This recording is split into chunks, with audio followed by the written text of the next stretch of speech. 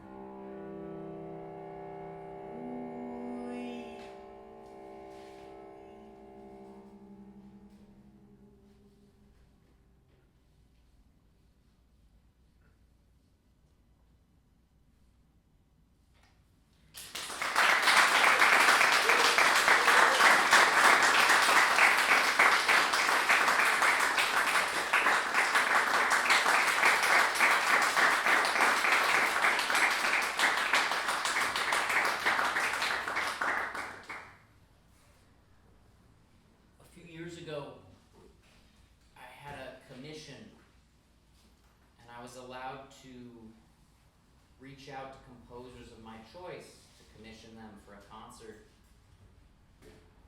I'm a troll at heart, and I wanted to run a little experiment.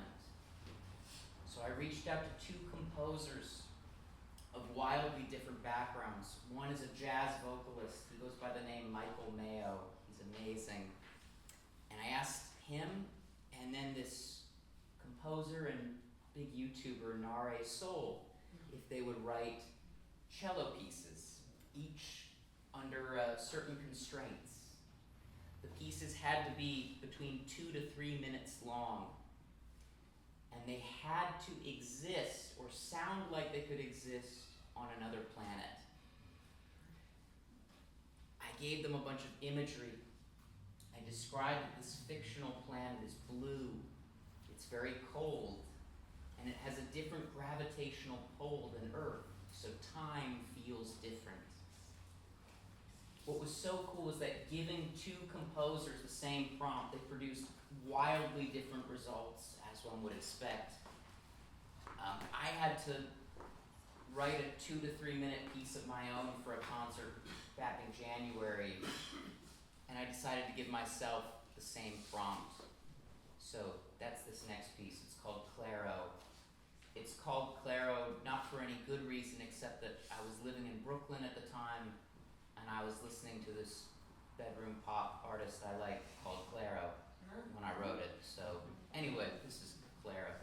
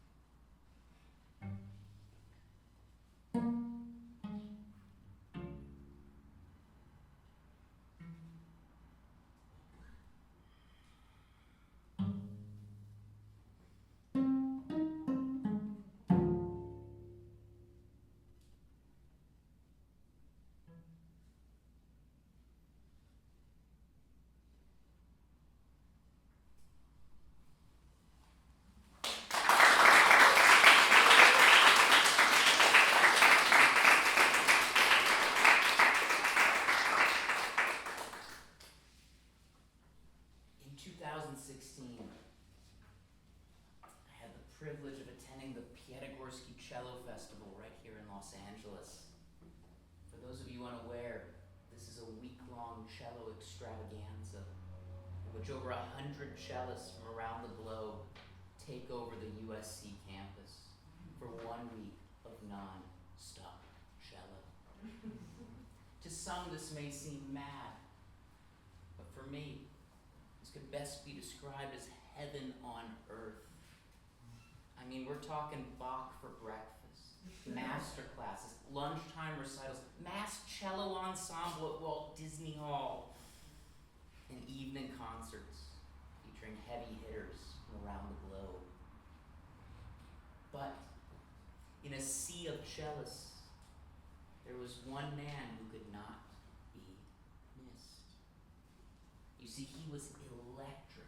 He had the craziest technique, who could play anything.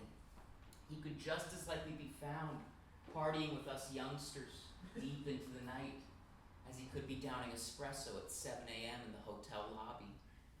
He had a bright red cello case that I swear was like a Ferrari, and he wore a brown leather jacket. Never in my life had my 20-something-year-old friends and I aspired so much to be a middle-aged Italian man, for this man knew what it meant to be cool. His name is Giovanni Sollima, and he is everything in person that this piece is. I often describe this piece to people who don't know as Gregorian chant meets Metallica, but perhaps a better description. This is a work that pushes the boundaries for what a solo cello piece can be. This is Lamentatio by Giovanni